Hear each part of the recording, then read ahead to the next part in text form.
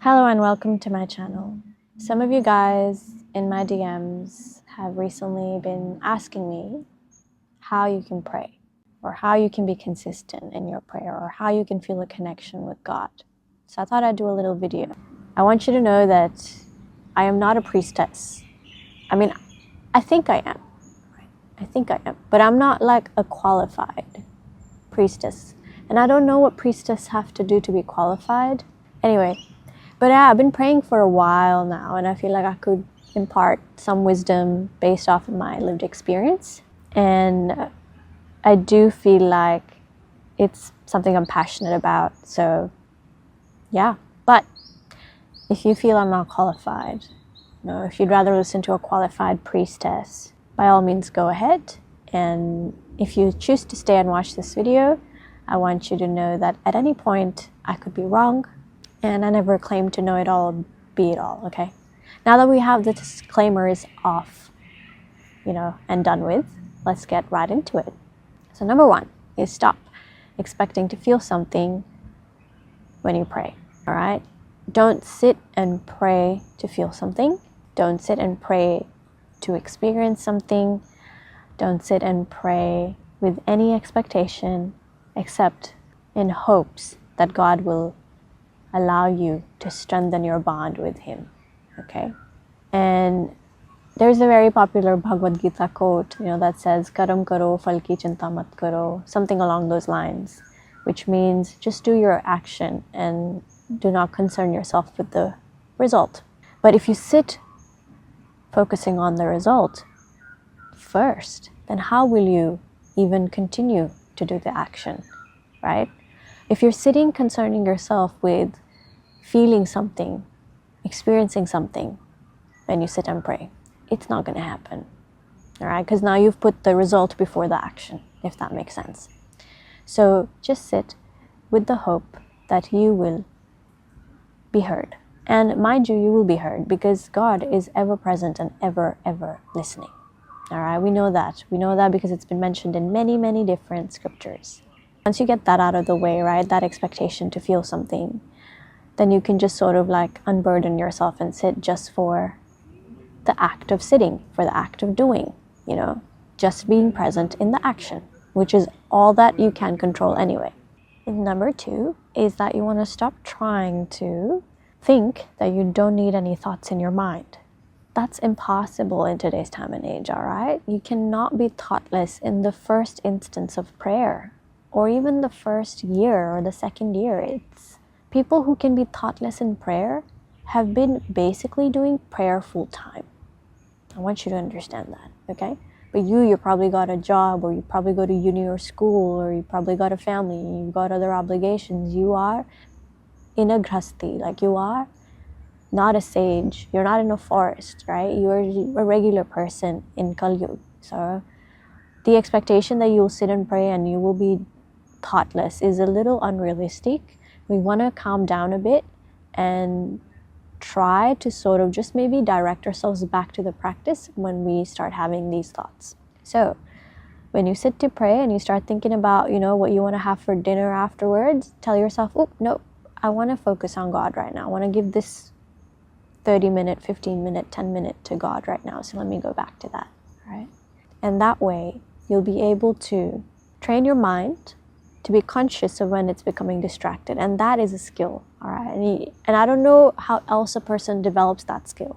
How else do you develop that skill unless you meditate or you pray or do some kind of spiritual practice? It's not possible, in my opinion.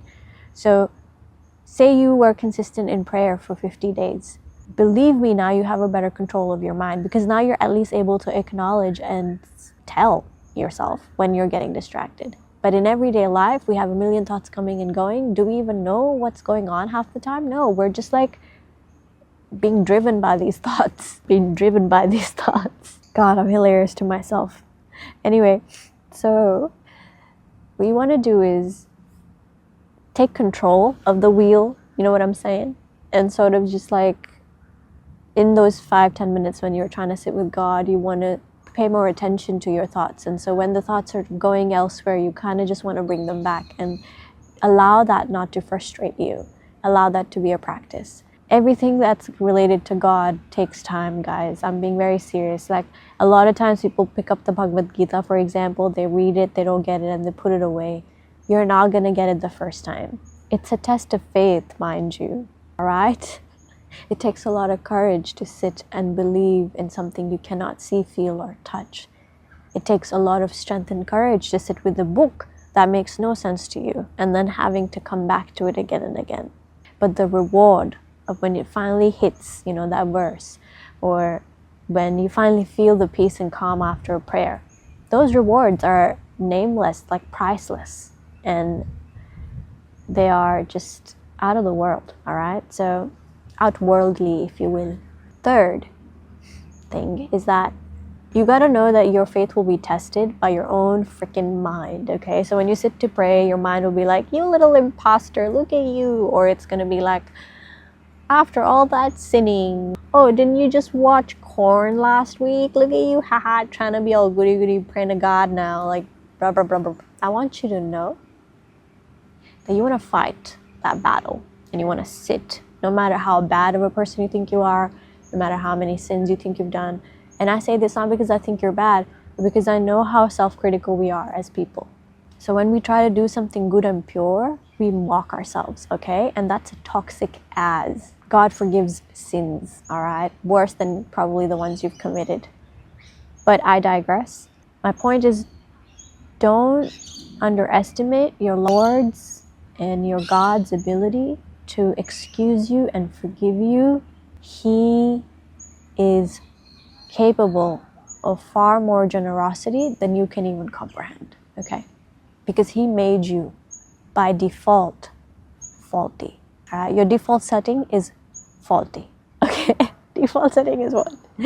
Insan, all right? The word insan means someone who makes mistakes. If you don't believe me, Google it. So human beings are flawed and they make mistakes, all right? All we can do is consciously try to be good people and not hurt other people is all we can do. But no one gets out of this life without committing at least one sin, if not more, all right? So when you sit and pray and there's a negative thing happening in your mind, you wanna, sorry, I got something in my mouth. Sorry about that. When you hear that negative talk, when you sit to pray, you just wanna ignore it and sit and pray anyway. You wanna win that war with your mind. And again, when you do that, what happens in the background is you're training your mind to focus on positives and not negatives. You're focusing on your action and not the noise. You're focusing on your action and not the result and stuff like that, okay? So do you see how in the act of prayer, you are becoming pretty much a mega human? Like, you're becoming indestructible, mind you. You're forming a bond with God. You're learning how to bring your mind back. So you're improving your concentration, you're improving your focus, you're improving your awareness of where your thoughts are going. And you're becoming more mindful of the negative self-talk and you're choosing to fight it. Like, the kind of skills you're developing in this is just insane. Like, your mind is growing every time you sit to pray. It's growing, it's becoming stronger. So that was the third tip. Now, fourth and the last tip for me today is for those of you that absolutely cannot do it, okay, that cannot win that internal war, the negative monologue in the mind, and that simply don't have the time, which I think people that think they don't have the time actually need to do it the most. Those people can donate. And don't give money, give food to the poor. It's like the best thing you can do. It's mentioned in many, many, many scriptures as something that really does please God. So sit and pray. If you can't sit and pray, feed the poor, all right? So these are the ways you can strengthen your bond with God that I'm aware of. And obviously being good to his creation, being good to people, being good to animals, all of that stuff.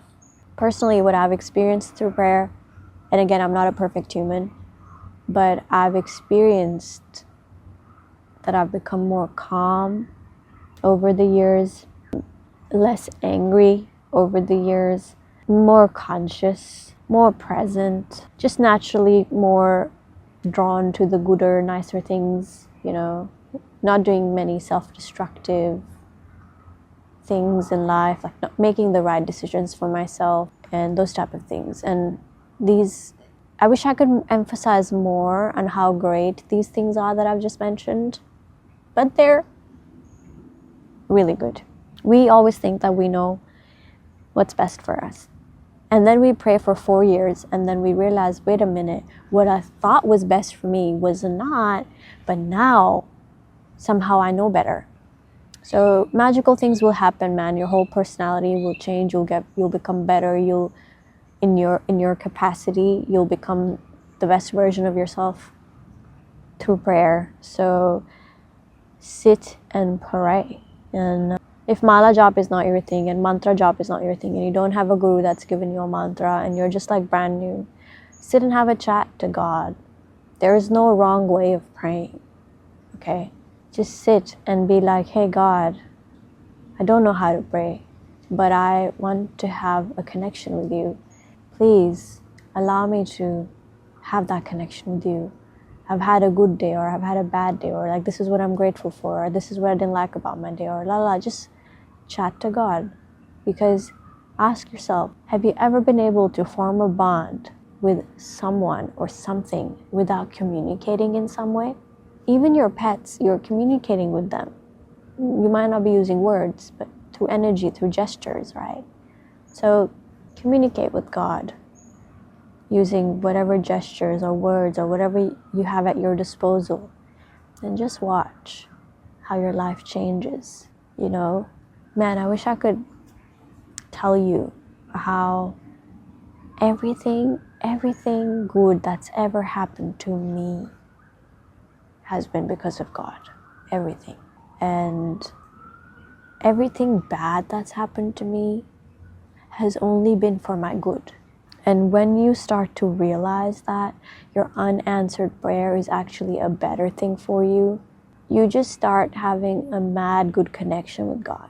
Because now you can't be beefing with God for nothing, because you realize He wants only what's best for you. And your little human puny brain does not know what's ahead of you, what's behind you.